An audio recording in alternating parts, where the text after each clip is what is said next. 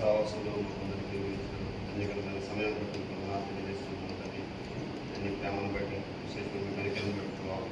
నీ పాసను మీ కూడి వస్తుండగా మీరు అధ్యక్షత వహించండి. దినం జరుగుతున్న పరిచర్య అంతట్లో దేవా మీ సన్నిధి తోడుగా ఉంచండి. అనుకున్న తల్లి గెలుపు ఎవరు నామైన కొరకే విపరీతిగా సాగిపోతూ ఉన్నాం. మీరు మాతో ఉండి ఆయన మీ కనికరం చూపుతూ మమ్మల్ని మరి ఎక్కువగా ప్రభావ మీ అందరూ ఆనందించగలిగిన ఉంచుకుని పట్టణాలు పెట్టుకుంటున్నాను. ఆ దినాన్న యాకోబు తన తండ్రి ఇంటికి వెళ్తూ బహు వాంఛ కలిగిన వాడిగా ఉన్నాడు. మా తండ్రి అయిన దేవా నీ ఇంటికి రావడానికి అటు బహు వాంఛ కలిగిన వాడిగా ఈ భూమి మీద నన్ను మమ్మల్ని ఉంచుకొని బ్రతమాలు పెట్టుకుంటున్నాం. దేవా ఈ దినాన్ని ఎవరైతే సీఎంలో ఉండాలని ఆశపడుతున్నారో వారందరినీ ఏదో వేసి పిలిచినట్టుగా సకాలంలో సమయానికి వారిని తోడుకుని రమ్మని బ్రతమాలు పెట్టుకుంటున్నాను. ప్రతి మార్గం బిడ్డలను జ్ఞాపకం చేసుకుని క్షేమకరమైన ప్రేరణ అనుగ్రహించి క్షేమంగా నడిపించమని బ్రతమాలు పెట్టుకుంటున్నాను. సీలో జరుగుతున్న మరి సెమిస్టర్ పరిచర్య అధికారులు మాకు పరిచర్యలు మీరు అక్కడ సాయం చేస్తూ వచ్చారు. అది బట్టి కొందనాడు మంది శుభపత్రంలో చూపించడం బట్టి కొందనాలు తండ్రి. అదేవిధంగా నేను గత వారం అంతా శుక్రవారం బుధవారం సిస్టర్స్ మీటింగ్లో అదేవిధంగా మన సాటర్డే మందిని శుభపత్రంపై ఈ వారం అంతా పరిచర్య అంతట్లో మీ సన్నిధి మాకు తోడుగా ఉంచి నేను మహిళపరుచుకున్నారు. అది బట్టి కొందనాలు తండ్రి. ఈ దినం వాటిని మీరు మాతో ఉండమని జ్ఞాపకం చేసుకుని బ్రతమాలు పెట్టుకుంటున్నాం తండ్రి. సీఎం నుంచి ఆనుకుని వెలుగుడు పరిచయం జరుగుతూ ఉన్నట్టుగా ఆ పరిచయంతో ప్రార్థన చేస్తున్నాం. సాయం చేయండి. ఈ దినం మొట్టమొదట మరి పురుషోత్తమ చేసిన పరిచయకి వెళ్ళారు. ఆమె నిలబడుతుండగా నీ కుక్కల మాటలు దయచేయండి. బిడ్డలు విని వాక్యానుసారం ఈ లోకంలో సాగిపోవడానికి సాయం చేయండి. ఆనందం మరి పురుషోత్తమ పరిచయం మీరు దీవించండి. ఆశీర్వదించండి. మరి మధ్యాహ్నం 11:30 టైంలో తిరిగి బయలుదేరి రావాలి. వారి ప్రయాణంలో 10% క్షేమాన్ని అదేవిధంగా దేవాలైనా కరోనా పరిచర్యలు జగన్మేట పరిచర్యలు జగన్మేట పరిచర్యలు టీఆర్ఎల్ పరిచర్యలు మరి తెలిసిన ప్రాథమిక పరిచర్యలు మీరు జ్ఞాపకం చేసుకుని ఇప్పుడు పరిచయం జ్ఞాపకం చేసుకుని సమయంలో సత్యమైన పరిచయం జ్ఞాపకం విపరీత ఎక్కువ మొత్తం ఎవరైతే కలిసి మేము వారి మీద ఆనుకుని వారు మా మీద ఆనుకుని పరిచయం చేస్తున్నారో ఆయా సంఘాల్లో నిలబడుతున్న దాసులు మరుగుపరుచుకుని కుక్కల మాట దయచేసి తండ్రి ఈ దినాన సరఫరీ సంఘం అంతా కలిసి కూడి గణపతుల్లో సహాయం చేయని మనం వేడుకుంటున్నాం తండ్రి. అయా కరోనా విపత్కర పరిస్థితుల్లో మళ్ళీ మేము ప్రారంభంలో ఉన్నాం. కేసులు పెరుగుతూ ఉన్నప్పుడు చాలా సంఘాలు నేను ఆన్లైన్ సర్వీసెస్ మళ్ళీ ప్రారంభిస్తూ ఉన్నాయి. మా జీవితాల్లో ఈ వారం ఇట్లా కూడుకోవడానికి మీరు చేసిన సాయం బట్టి కొందరాతని గవర్నమెంట్ నుండి ఇప్పుడు ఉత్తర రానున్న ప్రభావ మీకు క్షేమాన్ని ఇచ్చడం బట్టి కొందరాలు దేవ మా పట్ల మీకు కనికరం ఉంచండి. నేను మరీ ఎక్కువగా మీ అందు ఆసక్తి కలిగి సాగిపోవడానికి మీరు మాకు సాయం చేయండి. నేను దినములు చెడ్డలు కనుక ప్రభావ నీ వైపు చూస్తూ నేను పరలోకముందు దేవుని యందు మీరు ఉన్నామని గుర్తిరిగి ఈ లోకంలో సాగిపోవడానికి సహాయం చేయండి తండ్రి. మీకు కొందరాలు కనికరం ఉంచాను ప్రభు. పాటలు మేము అయిపోందని ఆరాధనలోను బలవర్తమానంలోను శివలోకంలో మీ సన్నిధి తోడుగుంచుకొని సందర్శన పరిచయాలు మీ సన్నిధి తోడుగుంచుకొని మనం వేడుకుంటూ మహాకాశం పట్టడం గొప్ప దేవుడు నమ్ముతూ స్థుతిస్తూ ఆరాధిస్తాం. వీటి తల్లిదండ్రులను సాగిపోవడానికి మీరు చేసిన సమయాన్ని బట్టి మీకు వందనాలు తెలియజేసుకుంటాం. నేను ప్రార్థన చేసిన మనం వచ్చినాము ప్రభు తండ్రి. కీర్తనలు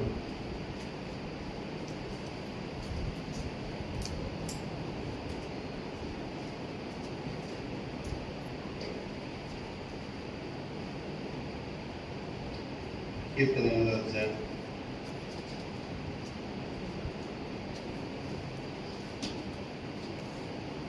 కీర్తనలు వచ్చారు. 9 మాటలు ఉన్నాయి.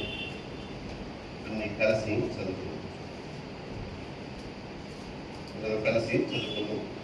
9 మాటలు ఉన్నాయి. అందరం కలిసి చదువుకున్నాం.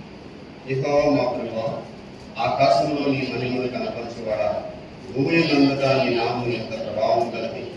శత్రువులను పగదీర్చుకున్న వారిని మానిపివేయటకై నీ విరోధులను బట్టి బాలుల యొక్క చంటి పిల్లల యొక్క స్థుతుల మూలమున నీ ఒక దుర్గమును స్థాపించినావు.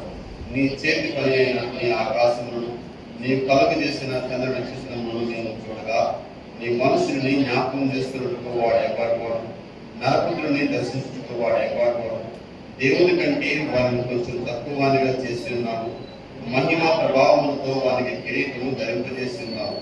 నీ చేతి పనుల మీద వారికి అధికారం ఇస్తున్నావు. గొర్రెలన్నిటిని, ఎడ్లన్నిటిని, అడవి మృగములను, ఆకాశ పక్షులను, సముద్ర మత్స్యములను, సముద్ర మార్గములలో సంచరించి వాటన్నిటినీ వారి పాపముల కింద నీ ఉంచి ఉన్నావు. యెహోవా మా ప్రభువా, భూమి అంతటా నీ నామము ఎంత ప్రభావము గలది.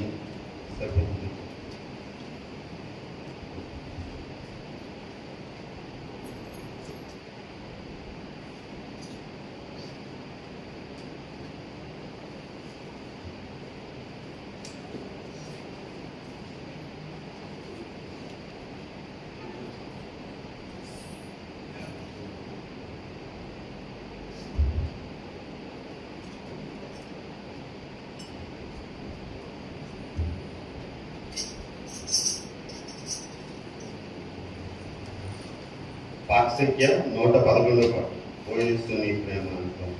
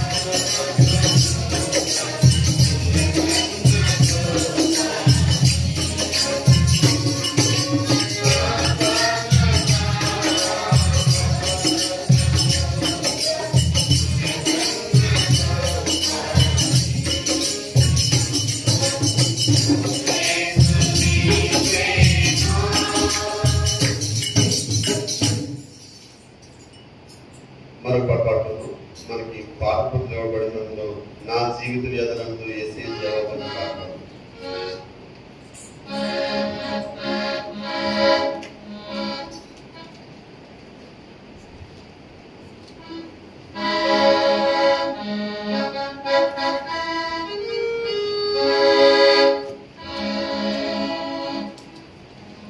పాట పాడినప్పుడు మాస్క్ కింద తెచ్చండి, తర్వాత మాస్క్ పెట్టుకుంటారు.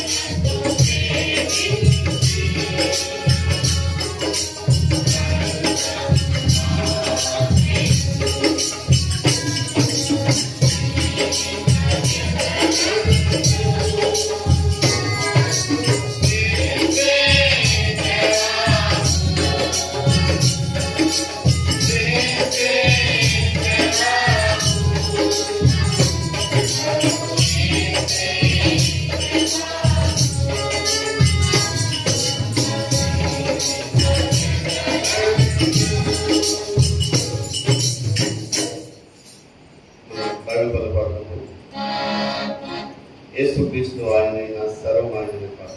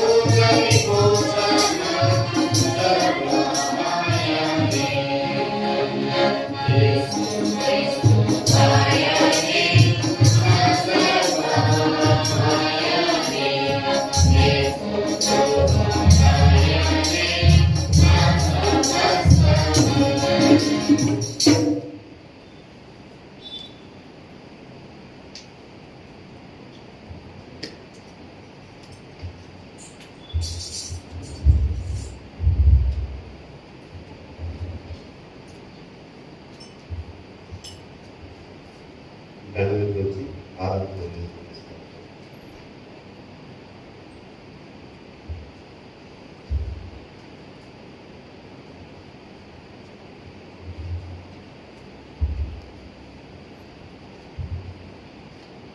దేవుని ఆరాధించడానికి దేవుని వాక్యంలో నుంచి ద్వితీయోపదేశ కాండము 33వ అధ్యాయం 8వ పరిచయం ఇందులో నుంచి వాక్యాన్ని ఆలోచన చేసి దేవుని ఆరాధన చేస్తాము. 33వ అధ్యాయం 26-27 వచనాలు మనం కలిసి ద్వితీయోపదేశ కాండము 33వ అధ్యాయం 26-27 వచనాలు మనం కలిసి యెషూరును దేవుని పొందిన ఆయనని సహాయం చేస్తూ ఆకాశవాహనుడై వచ్చాడు. మౌనతులై మేఘవాహనుడు కార్తీకులైన దేవుడు నీకు నివాసిస్తాడు. నిత్యముగా బాబులు నీకు చెందింది. ఆయన నీ ఎదుటి శత్రువులను వెళ్ళగొట్టి నశింపచేయు అన్ని మీకు అందరం చెల్లిస్తామన్నా శ్రేష్టమైన పరిశుద్ధమైన ఈ సన్నిధిలో మిమ్మల్ని ఆరాధించడానికి మీ పిల్లలుగా అని మేము మీ సన్నిధికి చేరవచ్చు. ఒక దేవుడు సత్యాన్ని మా జీవితాల్లో ఈ వారమంతట్లో మేము అనుభవించిన వారిని ఈ ఆరాధన చేయడానికి సంతోషం పంచులేస్తున్న విద్యార్థి ఈ సన్నిధికి మేము వచ్చాం. ఎందుకంటే మీరు మా తండ్రి, మేము మీ పిల్లలు. వారమంతట్లో మీతో మేము నడిచొచ్చిన అనుభవాలు గంభీరమైన అందులో ఎంతో ఆనందాన్ని కలుగజేశారు. అది మమ్మల్ని ప్రోత్సహించారు. మమ్మల్ని మీ కుమారుని స్వాతంత్రంలో మార్చేది ఆరాధిస్తారు. చదివిన అనేక భాగాలు దేవుని నాకు ఎందుకు నేర్పారో సత్యాలు మీ బిడ్డలకు తెలియపరచు. నన్ను పాత్రగా వార్త యేసుక్రీస్తు నామమున స్తుతించి ప్రార్థించి ప్రభుని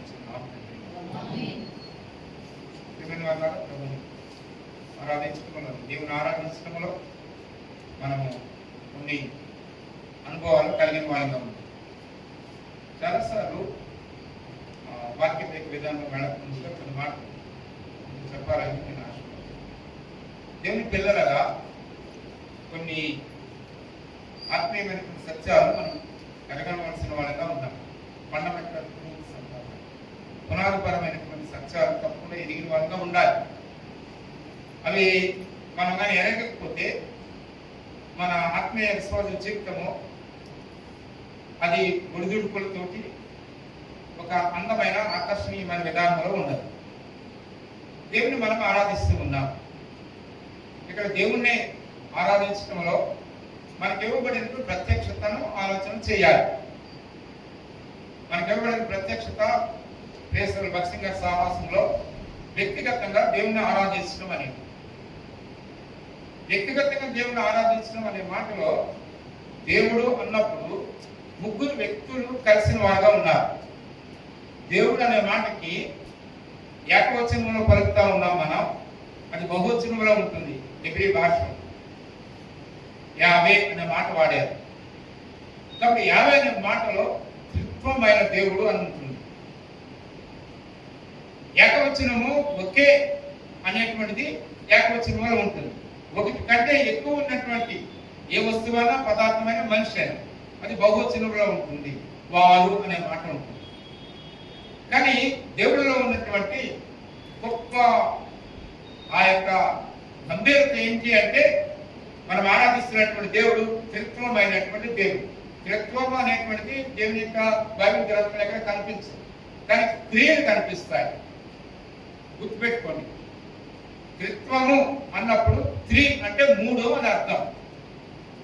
తత్వము అంటే వ్యక్తిత్వపు యొక్క స్వభావ యొక్క లక్షణాలు అని గుర్తించు.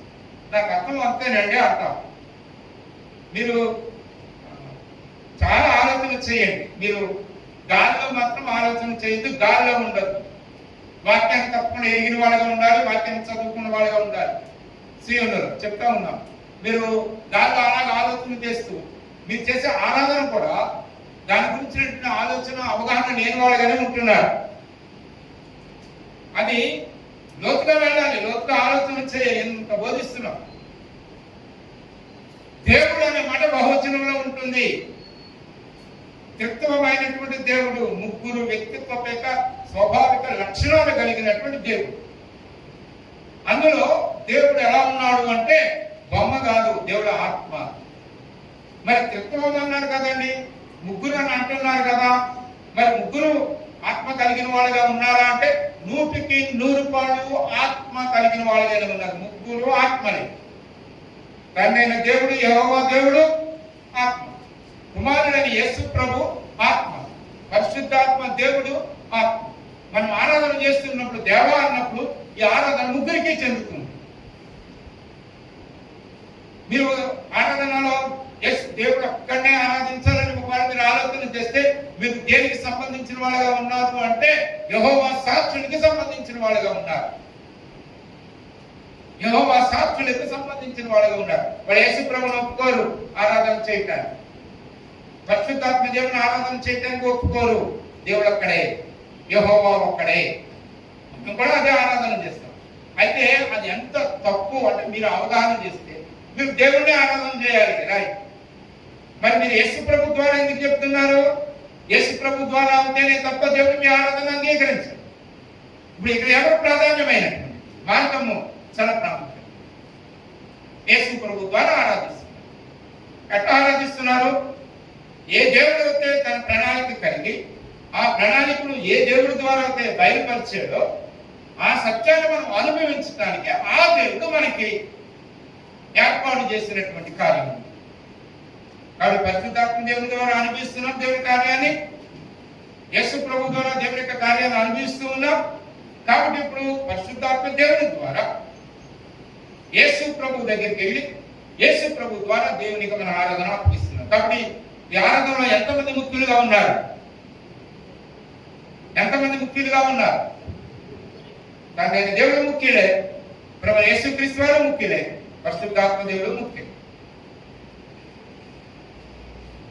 అయితే ఇప్పుడు మనం దేవుడిని ఎందుకు ఆరాధిస్తున్నాము అంటే పర్సనాలిటీస్ అంటే వ్యక్తిత్వపేత విధానం వచ్చినప్పుడు, వ్యక్తులుగా ఆలోచన చేస్తున్నప్పుడు తండ్రి అయినటువంటి దేవుడు, కుమారుడైన యేసు ప్రభు, పరిశుద్ధమైన ఆత్మ, ఈ ముగ్గురు 3 వ్యక్తిత్వాలు కలిగిన వాళ్ళుగా ఉన్నారు.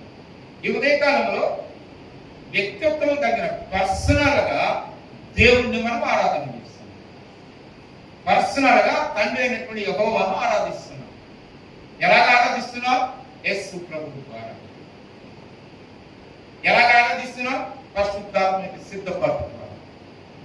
ఇక్కడ ఆరాధన యొక్క విధానంలో సమయాన్ని బట్టి, కాలాన్ని బట్టి, పనిని బట్టి మనం వ్యక్తిత్వాన్ని ఆలోచన చేస్తాము. అర్థమైందండి? కాబట్టి ఇప్పుడు ముగ్గురు వ్యక్తులు ముఖ్యమైన వాళ్ళే. ఇవ్వబడిన సమయాన్ని బట్టి, ఆయన చేసిన పనిని బట్టి మనం ఏం చేస్తున్నాము అంటే దేవుని ఆరాధన చేస్తున్నాం. అంతే తప్ప యేసు ప్రభుని ఆరాధన చేయటం లేదు అని కాదు. యేసు ప్రభుని ఆరాధన మరి అలాగే ప్రకటన గ్రంథంలో తప్పు. వాళ్ళ గొర్రెపిల్లకను వాళ్ళ కిరీటాలు వేసి గొర్రెపిల్లకను మా దేవునికి స్తోత్రములు ఆరాధన. మొదటి అధ్యాయం ప్రకటన గ్రంథం చదివితే యేసు ప్రభువు ఎలాగున్నారు? ఆయన 7 దీప స్తంభాల మధ్య నడుస్తూ ఉన్నాడు. ఎవరైనా దేవుడు కాదు. ఈ సత్యం ఆలోచన చేయాలి. ఇట్లా ఆలోచన చేయకపోతే మీ ఆరాధన కూడా సరైనటువంటిదిగా ఉండదు. మీ ఆరాధన కూడా సరైనదిగా ఉండట్లే. ఆరాధన చేస్తారు, తండ్రి మీకు వందనాలు, నాకు ఒక రక్తం ఖర్చే. ఎవరు రక్తం ఖర్చే? ఎవరు రక్తం ఖర్చే?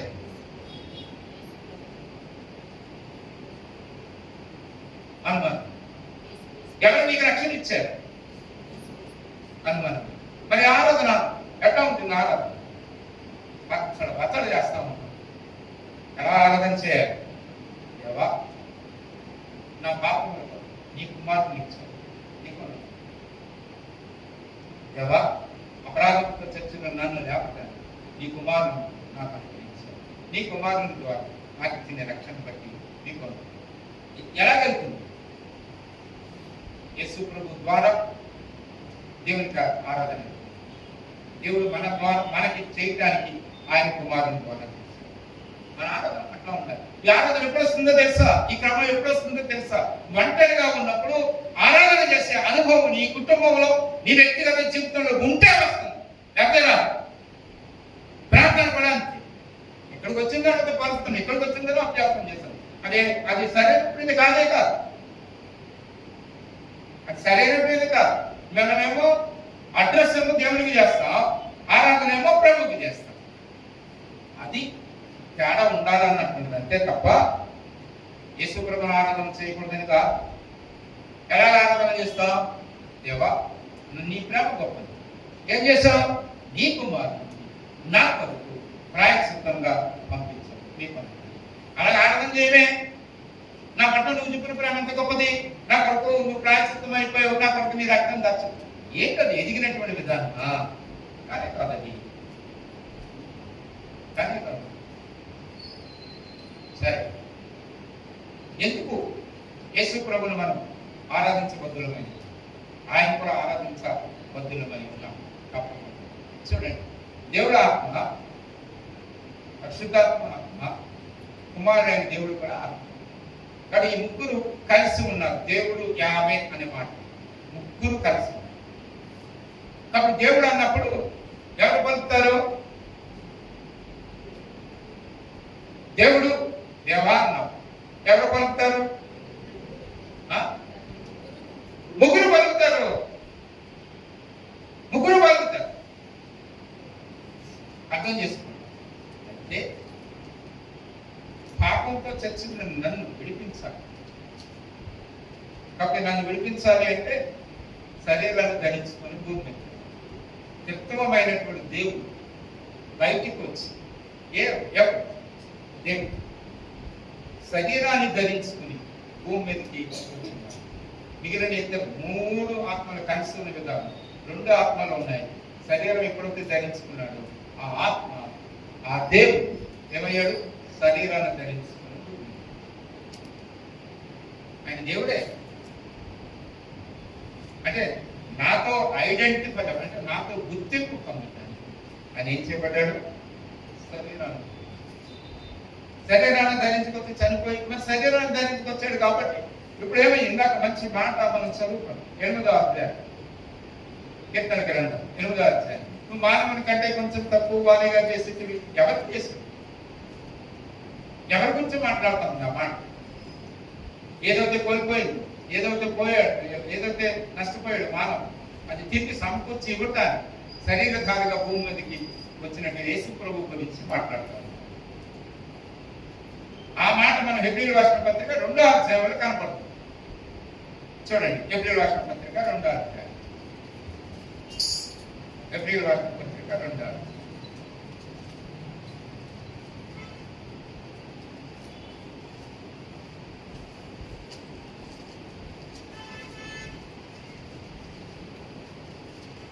ఐదవ వచనం చదివితే, మనము మాట్లాడుతున్న ఆ రాబో లోకమును ఆయన దూతలకు లోపరచలేదు. అయితే ఒక చోట ఇలాగూ దృఢంగా సాక్ష్యమిచ్చుతుంది.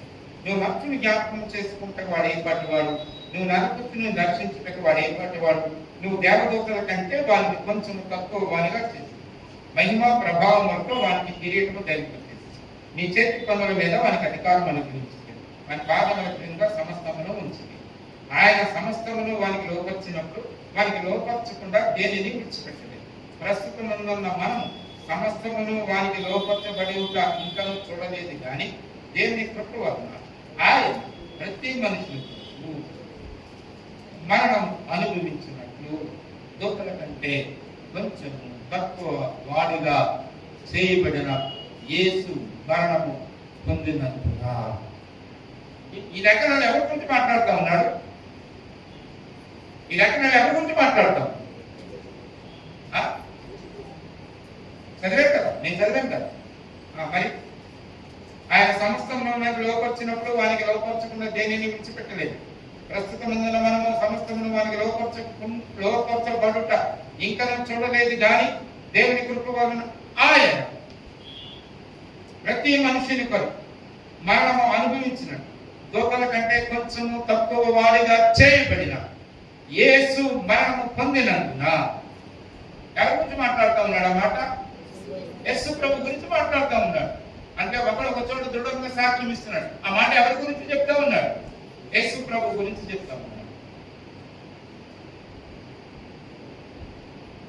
8వ అధ్యాయంలో చెప్పబడిన మాట యొక్క వాస్తవికత ఆదికాండము 1వ అధ్యాయం 2వ అధ్యాయంలో కనబడుతుంది. మానవునికి ఇచ్చాడు, అది పోగొట్టుకున్నాడు. కాబట్టి యేసు ప్రభుని శరీరధారిగా పంపించాడు దేవుడు. అయితే ఆయన దేవుడిగా భూమి మీదకి శరీరాన్ని ధరించుకుని వచ్చాడు. ఇంకా ఇప్పుడు ఆయన మనకు ఒక మార్గాన్ని చూపిస్తూ ఉన్నాడు, దేవుడిని ఆరాధించాలి. కాబట్టి అందు గురించి ఇప్పుడు ఉన్నటువంటి ఈ సమయము మనం దేవుణ్ణి ఆరాధిస్తూ ఉన్నాం. అంతే తప్ప యేసుప్రభుని ఆరాధించాం అని నియమం కాదు సుమా. నువ్వు ఆ యేసుప్రభుని ఆరాధించకూడదు అనేటువంటి ఆలోచన నీకు వస్తే నువ్వు యెహోవా సాక్షికి సంబంధించిన ఈ అవగాహన ఎదుగుతున్న మనం కలిగిన వాళ్ళగా ఉన్నాం. కాబట్టి ఇప్పుడు ఏమైనా ఆరాధన చేస్తాం? దేవా, నీ కుమారుని మా కొరకు పంపించు. నేనేదైతే పోగొట్టుకున్నాను ఆ పోగొట్టుకున్నాను దేవుడు నీ కుమారుని యేసు ప్రభు కదా నాకు ఇచ్చినందుకు నీకు ఆరాధన మనం చేసే మనకి ఇవ్వబడిన ప్రత్యక్షతలో ఉన్న సమయం యొక్క బలవర్తమానం బల దగ్గర ఆరాధన ఎవరికి తెలుసా? యేసు. ఎందుకని ఆయన నీ కొరకు వివరబడ్డారు. ఆయన నీ కొరకు చక్కని కాల్చారు. అక్కడ కూడా మనం ఎట్లా ఉండాలో తెలుసా? అయ్యా, నీ కుమారుని నా కొరకు వెరగు. యేసు ప్రభు నన్ను ఎంత ప్రేమించారు? నన్ను ప్రేమించినట్టే నువ్వు కూడా నన్ను ప్రేమించు. నా కొరకు నువ్వు రక్తం కాల్చావు, నా కొరకు నీ శరీరాన్ని మెరుగుతున్నావు. నిన్ను జ్ఞాపకం చేసుకున్న ద్వారా పరలోక సంబంధం ప్రతి ఆశీర్వాదం నేను కూడా పొందడానికి మీరు శరీరధారిగా భూమికి వచ్చి నా కొరకు విరవబట్టబడిన విధానం బట్టి నీకు పొందనాలు. ఇది ఎదుగున దేవుని ప్రజల యొక్క అనుభవం.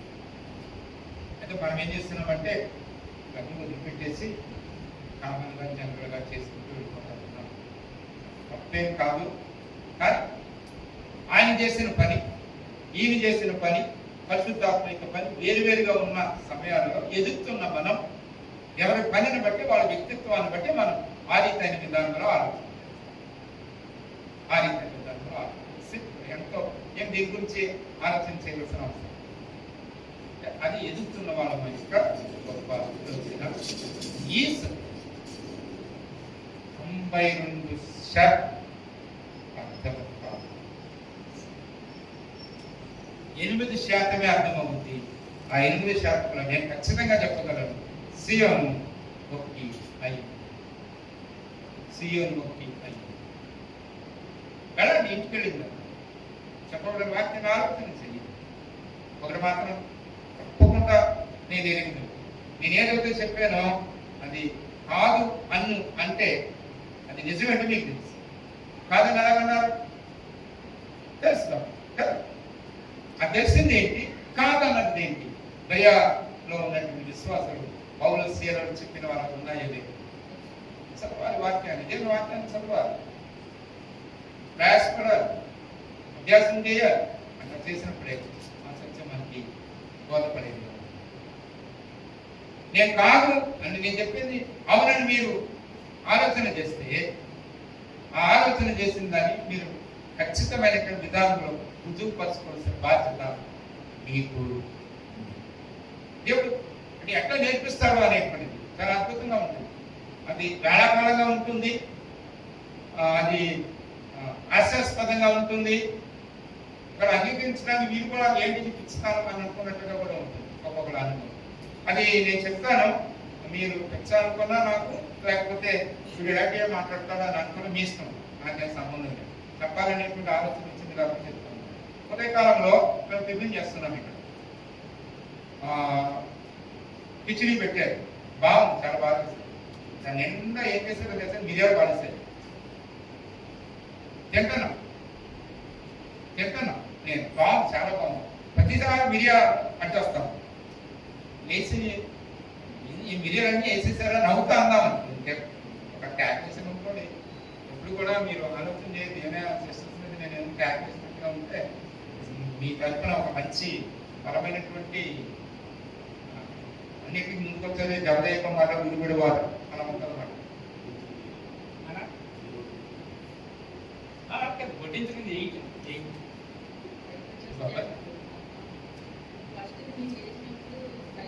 ఏమమ్మా నాకేం తెలియదు, చేసినా పెట్టారు. అప్పుడు అనిపించింది లేచి అడుగుదాము.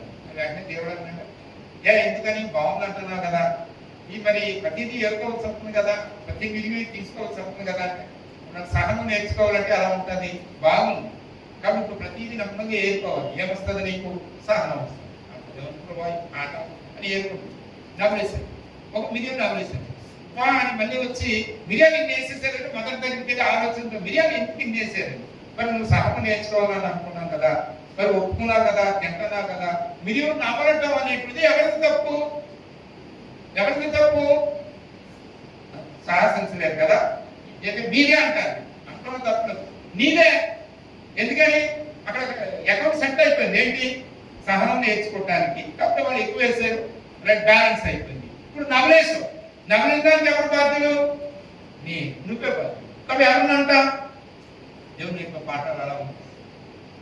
ఏంటి ఈ చివరిలో కూడా దేవుడు ఇలా పాఠం నేర్పుతారంటే నేర్పుతాడు, ప్రతి విషయంలో కూడా నేర్పుతాడు. ఇప్పుడు ఒంటరిగా ఉన్నప్పుడు, వ్యక్తిగతంగా ఆలోచన చేస్తున్నప్పుడు, ఎప్పుడైనా నువ్వేదో పని చేస్తావు, ఆ పని చేస్తున్నప్పుడు నీ మనసు అంతా నీ ఆలోచనతో పని మీద గుర్తుపెట్టుకుని సభ మీరు చాలా చిన్నగా ఆలోచన చేయదు. అంటే నేను దేవుని బిడ్డను నా మనసుతో దేవుడు నేను ఖాళీ చేసి దేవా నీకు ఎలాగ సర్లో పెట్టి తిరిగి వచ్చేటప్పుడు మీరు మాట్లాడు మర్చిపోదు. అలాగే చాలాసార్లు ఉదయకాలం అలాగే ఇక్కడ ఇచ్చేసిన తర్వాత లేట్ అవుతుంది, క్లాస్ కూడా రాలేదు. అవి వేసి రొట్టేసేసి నేను వాక్యాన్ని ఆలోచన చేసి ప్రాణం చేసి ఎక్కడికో వెళ్ళిపోయింది మాట. ఆలోచన ఎక్కడికెక్కడికో ఆలోచనలోకి వెళ్ళిపోతే వాసన వస్తుంది, మాడి వాసన. ఏంటని వస్తే రొట్టె పాడుతుంది. ఎంత ప్రయత్నం చేస్తున్నా రాలేదు, మరి తీసి మరి ఇంకో రొట్టె వచ్చింది. అలా చేయొద్దు. అంటే మీ పని మీద మీ దృష్టి ఉంది కాబట్టి మీ పని మీద ఉంటుంది. ఆ పని నుండి మీరు బయటకు వచ్చిన తర్వాత ఖాళీగా రోడ్డు మీద తిరిగే బదులు, అంటే నా ఆలోచన అటు తిరిగే బదులు దేవుడితో కనెక్ట్ అయ్యాలి అనుకోండి. ఇలాంటి కిచిడీలోనో పచ్చడిలోనో ఈ పాఠాలన్నీ లేదు, చాలా పాఠాలు. మామూలుగా ఏదో గ్లాస్ కింద పడుతుంది, బండ్లు పడుతుంది, ఏం గుర్తులేదా వదిలితే కదా జారిపోయినా అని ఇస్తుంది. ర్యాంక్ కాదు, సరే జారిపోయిందండి అని అనుకుంది, ఏదో ఈ కట్టపని ఎక్కడ తిరుగుతామని అయిపోయింది. నా చేతిలో గ్లాస్ జారిపోయినప్పుడు నేను గుర్తుగా గుర్తులేదా, నీ కళ్ళలేవా? మరి అన్నారు కదా గ్లాస్ కింద పడిపోయి చెప్తా వస్తే నేను అన్నప్పుడు ఆవిడ కూడా అన్నారు కదా. అలా అనగలిగిన రోజున నేను ఏమవుతున్నా తెలుసా, సరైన విధానంలో అని అందరూ. ఎందుకని మర్యాద, ఆ మర్యాద అంటే నీ మర్యాద నిలబెట్టుకోవాలి అంటారు. ఆ మర్యాదను నేను నిలబెట్టుకున్న రోజు అద్భుతకరమైన అనుభవం. ఇది ఎదుగుదలంటే ఇది దేవుని యొక్క కార్యం మన జీవితాల్లో చేసింది. కాబట్టి దేవుడు అన్నప్పుడు ఈ సత్యాన్ని ఆలోచన ఆరాధన విధానం ఇలా ఉంటారు. వాళ్ళ దగ్గర ఆరాధన తప్పు చేస్తున్నారు అని అంటారు. క్రమమైన విధానం అందుకే ఆయన మన విమోచన, పరిశుద్ధత, జ్ఞానము, నీతి యేసు ప్రభువు. దేవుడు చేయటానికి ఎలా చేయగలడు? ఆయన శరీరాన్ని ధరించుకున్న వాడుగా లేడు. నాకు అర్థం అవ్వాలి అంటే అందుకే యేసు ప్రభువు శరీరధారిగా భూమి మీద రామకంలో నాతో పాటు ఐడెంటిఫై అవటానికి శరీరాన్ని ధరించుకొచ్చాడు. అంటే నాతో గుర్తింపబడట. అంటే అంటే మన సహోదరుల వంటి వాడు కావాల్సి వచ్చాడు, మనలో ఆయన కూడా ఒకటి వంటి వాడుగా వచ్చాడు, మన మధ్య నివసించాడు. ఎలా నివసిస్తాడు? ఒక పులిచేపం పులిలాగా వచ్చాడు, లేకపోతే ఒక వింత జంతువులాగా వచ్చాడు అనుకోండి, మనతో సహవాసం చేస్తాడా? మనతో సహవాసం చేయడానికి వీలవుతుందా? ఇది దేవుడు ఆలోచన. అంటే క్రితమైనటువంటి దేవుడు బయటకు వచ్చాడు. ఇది అనుభవిస్తేనే తప్ప, ఆలోచన చేస్తేనే తప్ప ఏమి. కాబట్టి ఆ సత్యాన్ని ఆలోచన చేస్తుంది. మనం ద్వితీయోపదేశ కాండంలో ఆలోచన చేస్తున్నప్పుడు పర్సన్గా దేవుడు అక్కడ యేసుప్రభువు లేరు. ఎందుకని పాత నిబంధన కాలం అంతా దేవుడు యెహోవా పని చేస్తూ వచ్చాడు. కుమారుడైనటువంటి దేవుడు, పరిశుద్ధాత్మ దేవుడు ఆయనకు సహకారాన్ని అందిస్తూ వచ్చాడు. క్రొత్త నిబంధన యొక్క సమాప్త అంతటి కాలంలో ఆ దేవుడు శరీరాన్ని ధరించుకుని భూమి మీదకి వచ్చాడు. కాబట్టి ఇప్పుడు తండ్రి అయినటువంటి దేవుడు, పరిశుద్ధాత్మ దేవుడు ఏం చేస్తూ ఉన్నారు? ఆయనకి సహకారాన్ని అందిస్తూ వచ్చాడు. కుమారుడైన దేవుడు వెళ్ళిపోయిన తర్వాత పరిశుద్ధాత్మ దేవుడు భూమి మీదకి వచ్చాడు. ఇప్పుడు పరిశుద్ధాత్మ దేవుడు చేస్తున్న పనికి ఎవరెవరు సహకారాన్ని అందిస్తున్నారు? తండ్రి అయినటువంటి దేవుడు, కుమారుడైనటువంటి దేవుడు సహకారాన్ని అందిస్తున్నారు. ఈ గొప్ప ఆలోచన దేవుని యొక్క వాక్యంలో మనకు కోరుతుంది. మనం ఏదో ఒకటి పట్టుకుంటే అలాగే అది కాదు. దేవుని యొక్క వాక్యం అన్ని చోట్ల, అన్ని సమయాలలో, అన్ని విధానాల్లో అది సమన్వయపరిచేటువంటి విధానం. ఇక్కడ మనం చదివినటువంటి మాటలు, దేవుడు ఈశ్వరుడు దేవుని కోరిన వాడు ఎవడో లేడు. 27వ వచనంలో శాశ్వతుడైన దేవుడు శాశ్వతమైన వాడు కనుక ఆయన చేసిన ప్రతిదీ కూడా శాశ్వతంగా ఉంటుంది. ఆ సత్యాన్ని ఆలోచన చేస్తూ దేవుని యొక్క లక్షణాల గురించి నేను 7 లక్షణాలు మీకు తెలియజేస్తాను. ఆ 7 లక్షణాల్లో దేవుడు శాశ్వతమైన వాడు కాబట్టి ఆయన లక్షణాలన్నీ కూడా శాశ్వతమైన మార్పు లేదు. ఆ శాశ్వతమైనటువంటి దేవుడు విశ్వాసిగా నా బ్రతుకు ఆయనను ఆరాధించడానికి 7 శాశ్వతమైనటువంటి కార్యాలు చేశాడు. ఆ 7 శాశ్వతమైన కార్యాల్లో ఆ కార్యాలు నేను అనుభవించాలి అంటే ఆరాధనలో ప్రాముఖ్యమైనది గమనించాలి. నేను అనుభవించాలి అంటే ఆత్మస్వరూపమైనటువంటి దేవుడు నాకు పై నుండి ఇస్తే నాకు అర్థం కాదు. దేవుడు నాకు రక్షణ అనేటువంటిది ఏదో ఒక బొమ్మ రూపాన్ని ఇచ్చాడనుకోండి. ఏంటి ఆ బొమ్మ? నాకు ఎలాగ అర్థమవుద్ది? ఆ బొమ్మలో ఏముంది? ఆయన పై నుండి చెప్తా ఉన్నాడు. ఆత్మ కనిపించదు, కనబడతా అది చెప్తా ఉన్నాడు. అదో బాబా అలా కాదు, ఇలా కాదని నేను అలా చూస్తున్నాను, ఆ బొమ్మ ఇంకా చూస్తున్నాను, కానీ అది నాకు అర్థం కాదు.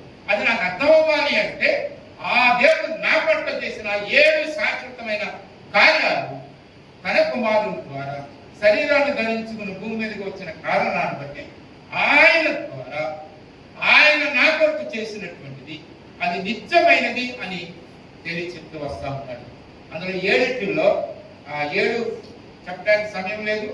రెండోది దాని గురించినటువంటి ఆలోచన మనం చేయగలిగితే, మొదటిది హెబ్రీయుల రాసిన పత్రిక 9వ అధ్యాయం. హెబ్రీయుల రాసిన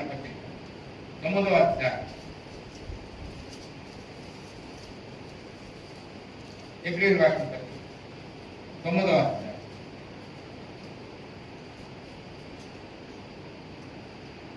11వ వచనం మనం చదివితే, అయితే క్రీస్తు రాబోతున్న మేలుల విషయమై ప్రధాన యాజకుడిగా వచ్చి తానే నిత్యమైన విమోచన సంపాదించి హస్తకృతము కానిది అనగా ఈ సృష్టి సంబంధము కానిది మరి ఘనమైనదియునై పరిపూర్ణమైనదియునైన గుడారము ద్వారా మేకల యొక్కయు కోడెల యొక్కయు రక్తంతో కాక తన స్వరక్తముతో ఒక్కసారి పరిశుద్ధ స్థలమును ప్రవేశించింది. ఏలయనగా మేకల యొక్కయు ఎడ్ల యొక్క రక్తం మైపడిన వారి మీద ఆవు దూడ బూడిద చలుటి శరీర శుద్ధి కలుగునట్టు వారిని పరిశుద్ధ పరిచిని నిత్యులకు ఆత్మ ద్వారా తను తాను దేవునికి నిర్దోషునిగా అర్పించుకున్న క్రీస్తు యొక్క రక్తం నిత్య క్రియలను విడిచి జీవము గల దేవుని సేవించినట్టు మీ హృదయములను మీ మనస్సాక్షిని ఎక్కువగా చూపించండి. ఈ మాటల యొక్క వివరణ చాలా ఉంది. నిత్యమైన విమోచన సంపాదించాలి. నిత్యమైన విమోచన నిత్యమైన ఇది ఎక్కడి నుండి వచ్చింది? దేవుని యొక్క సంకల్పం. దేవుని యొక్క సంకల్పంలో దేవుడు చేసినటువంటి కార్యాలు నిత్యమైనవి కనుక ఆ నిత్యమైన కార్యాల్లో మొదటిది విమోచన. ఆ విమోచన నిత్యమైనది. ఎలాగ నిత్యమైనది? విమోచన అనే మాటకు పాత నిబంధన గ్రంథం, క్రొత్త నిబంధన గ్రంథంలో ఇవ్వబడిన హెబ్రీ పదము, గ్రీక్ పదము మాట ఏంటంటే బలి ద్వారా విడుదల. విమోచన అనే పదానికి బలి ద్వారా విమోచన అంటే విడుదల. ఓ బలి ద్వారానే విడుదల కలుగుతుంది. అది పాత నిబంధన అంతలో చెప్పుకుంటూ వస్తాం. కాబట్టి దేవుడు శాశ్వతమైన దేవుడు కదా, నిత్యమైనటువంటి దేవుడు కదా. కాబట్టి ఆ విమోచన కార్యము నిత్యంగా ఉండాలి, శాశ్వతంగా ఉండాలి. దేవుడు ఆలోచన చేశాడు. ఎలా? అది నేనే చేయాలి. కాబట్టి నేనే చేయాలన్న దేవుడి యొక్క ఆలోచన దేవుడు అనే పదములో యేసు ప్రభు అనేటువంటి దేవుడు శరీరాన్ని ధరించుకుని భూమి మీదకి వచ్చి నిత్యమైన విమోచన సంపాదించాడు. విమోచన అనే పదానికి అర్థం ఏంటి? విడుదల, అర్పణ ద్వారా, బలి ద్వారా. అందుగురించి ఆయన ఏం చేశాడు? తన శరీరం బలిగా అర్పించుడు. విమోచన అనేటువంటిది ఏం చేశాడు ఆయన? మనకిచ్చినటువంటి ఆ విమోచన అక్కడ రాయబడింది. ఏముంది? జీవము గల దేవుణ్ణి సేవించు. సేవించుట అనే మాటకి అర్థం ఏంటి? ఆరాధించు. ఇప్పుడు మనం ఎలా ఆరాధిస్తాం? ప్రభా, నిన్ను నేను ఆరాధించాలి ఆశపడి. నిత్యమైన విమోచన నీ కుమారుని పంపించడం ద్వారా ఆయన చేసిన బలియాగం, నాకు ఇచ్చిన విడుదల, నాకు ఇచ్చిన విమోచనను బట్టి నీకు ఇది ఆరాధన. అర్థమైందండి? అక్కడ ఉన్నటువంటి మాట శాశ్వతమైన దేవుడు నీకు నివాస స్థలము, ఆ తర్వాత నిత్యముగా బాహువులు నీ చేత ఉండు. అక్కడ ఇంకో మాట ఏమనుంది? శాశ్వతమైన. చదవండి 27వ వచనం.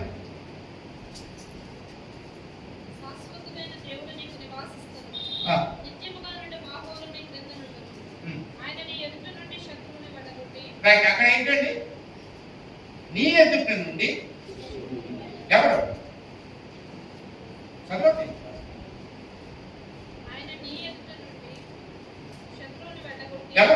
ఎవరు వెళ్ళగొడతారు? అక్కడ ఒక మాట ఆయన అన్నప్పుడు దేవుడు శత్రువులను వెళ్ళగొడితే ఆ తర్వాత వచ్చింది. మీరు కలిసి చదవండి, అలా చదువుతారు. ఒకళ్ళు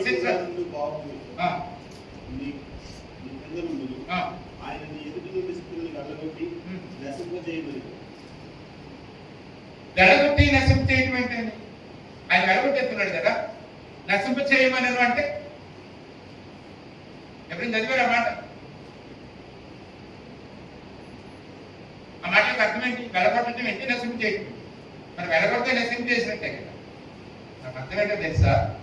దేవుడు నీ శత్రువులను వెళ్ళగొడతాడు. వెళ్ళగొట్టబడిన శత్రువులను నువ్వు చంపాలి.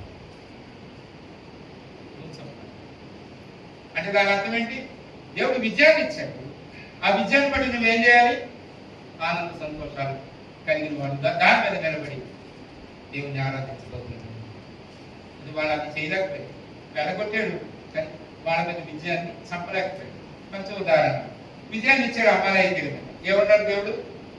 పక్కన కూడా విడిచిపెట్టాలని చంపాడు. ఏం చేసేది ఈయన? అది ఇశ్రాయేలీయుల యొక్క 12 గోత్రాల్లో జరిగిన సత్యం. అందుకే వాళ్ళకి ఇవ్వబడిన స్వాస్థ్యాన్ని మనకు దేవుని ఆరాధించడానికి వచ్చింది.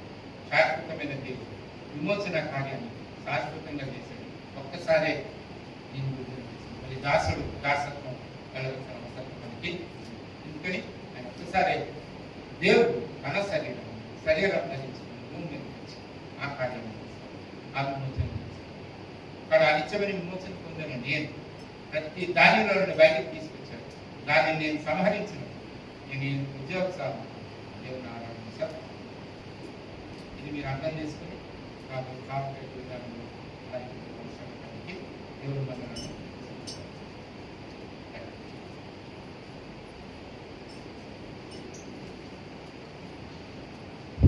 లేచి నిలబడి పాడుకుంటున్నాం. లైన్ ముగ్గురే కూర్చొని చైర్మన్ వాళ్ళు కూడా వీలైతే ముందుకొని చేయవేసుకుని దగ్గరగా కూర్చున్నారు.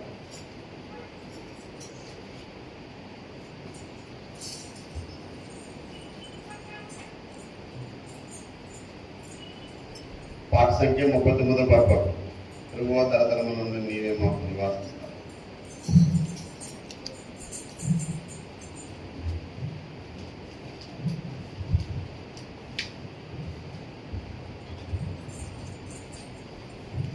1, 3, 7 చెప్పాలి.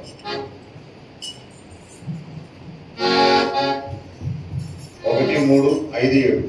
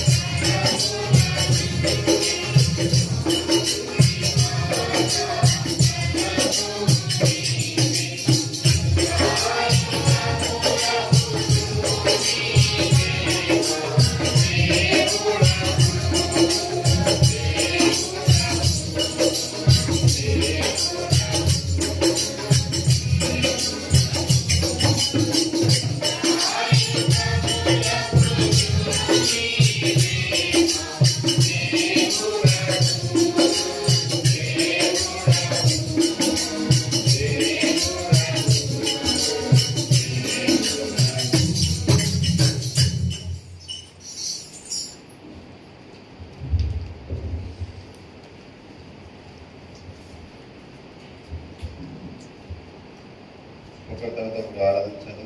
ఈ ఆరాధన మీద దయచేసి కూర్చున్నాం.